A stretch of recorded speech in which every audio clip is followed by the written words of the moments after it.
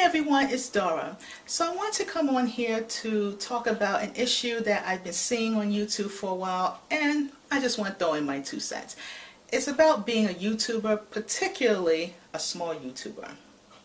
Now, one of the things that I've noticed lately is that there's been a lot of talk about changes in YouTube and other YouTubers helping YouTubers. And when I say this, I'm not talking about the really big YouTubers, but maybe the little more successful ones who are usually in the 3,000, 5,000 to maybe 100,000 subscriber mark.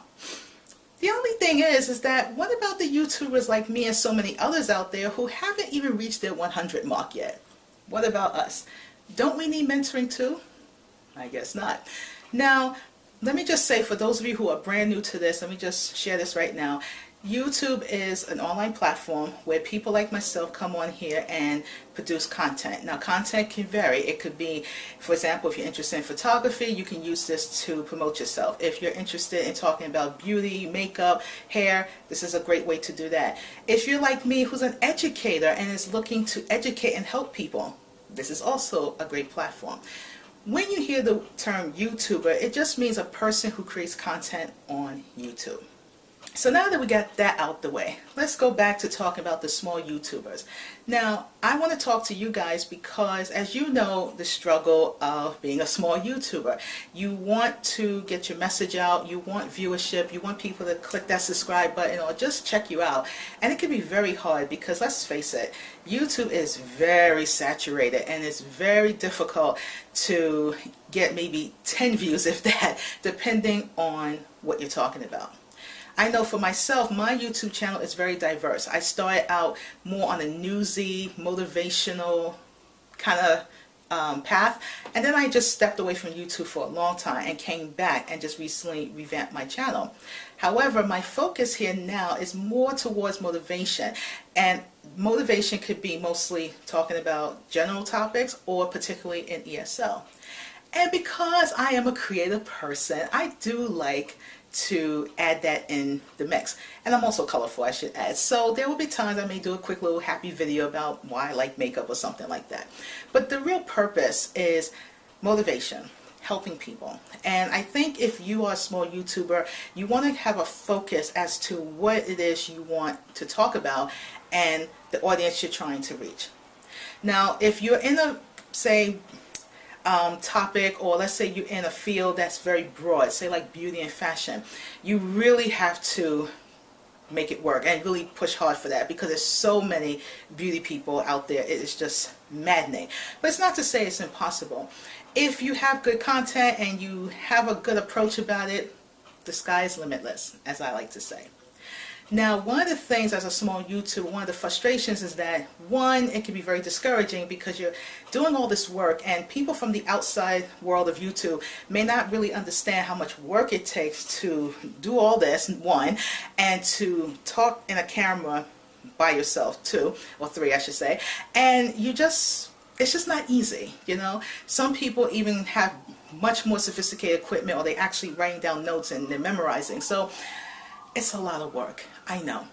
The other thing is that that could be a little hard is when you marketing yourself and you put yourself out there and people are really not paying you no mind, or they're just not saying anything. And sometimes as a creative person, you really need that feedback, but sometimes you won't get it. And then the other thing is that we have a lot of people that we admire in this business. There are some YouTubers I personally truly admire. I've had the pleasure of actually meeting them, not face to face, but through communication, through social media, and they are awesome.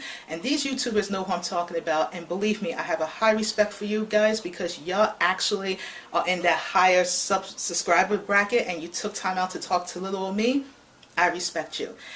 However, you have those other YouTubers who get a little big and then get a little big-headed and then they act like, well, I don't have to talk to you because you're nobody. Or they're only willing to help people who are at a certain amount of subscribers, which I think is kind of lame. That's just my opinion, because I don't think you should value someone's channel based on how many subscribers they have. You really should base it on the content that the person is putting out there.